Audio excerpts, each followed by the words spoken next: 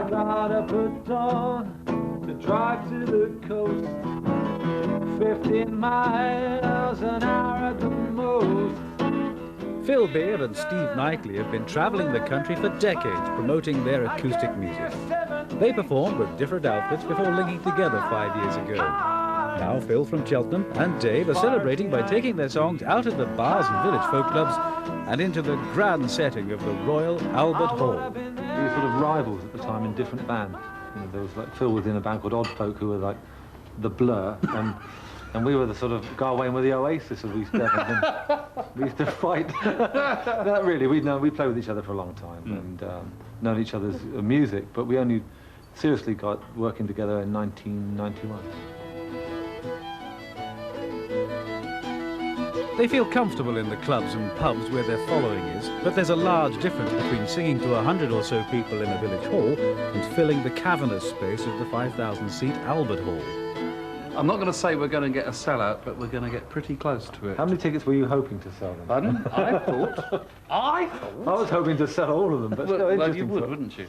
But that was an argument. It's a professional argument, and it's absolutely cool, and we don't hate each other or anything like that. They play at the end of the month on the only free date the Royal Albert Hall could find for them. We can only wait to see whether they're as successful as Bruce Springsteen before or Donna Summer after. At the moment, they're operating on a string and a prayer. I get near 7 Beach, guess what I find?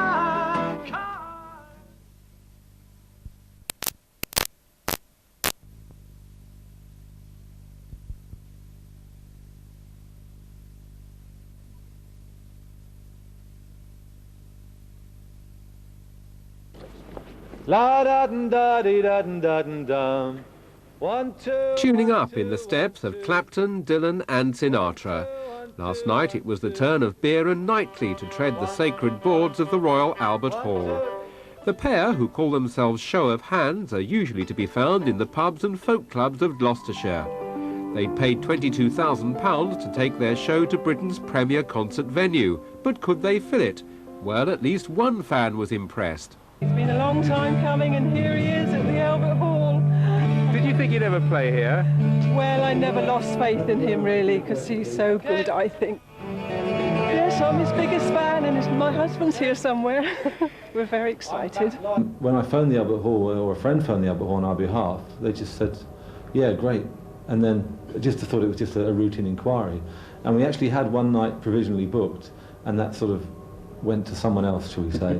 So it was only when the money was really exchanged that they started to take it seriously.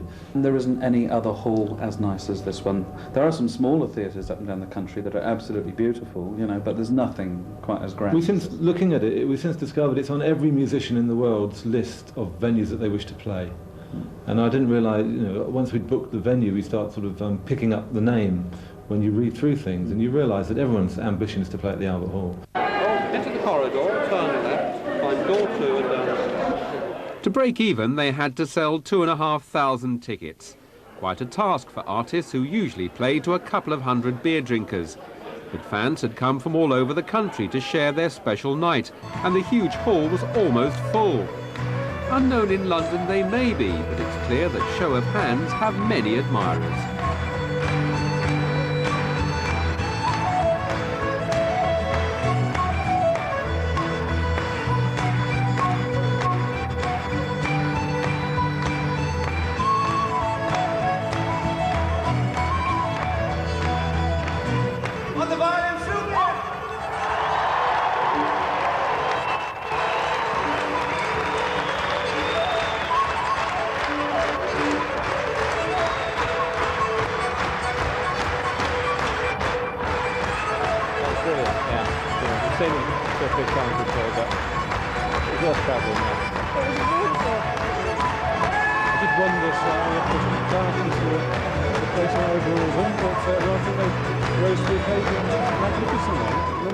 Absolutely, absolutely, yeah. We've seen them at quite a few festivals already, and they just get better and better all the time. All the front row, you could see people that we've seen over the last 5 years. So it was like a big bath, really. It was great. I would say one person in every 2 was a vaguely familiar face as the lights kind of went up on the audience from time to time. I was just thinking, yes, I know. Yeah, seen them. Brilliant, absolutely brilliant, especially when I was singing along. For Phil and Steve, a night to remember. But will the Albert Inn in Bristol ever seem quite the same again?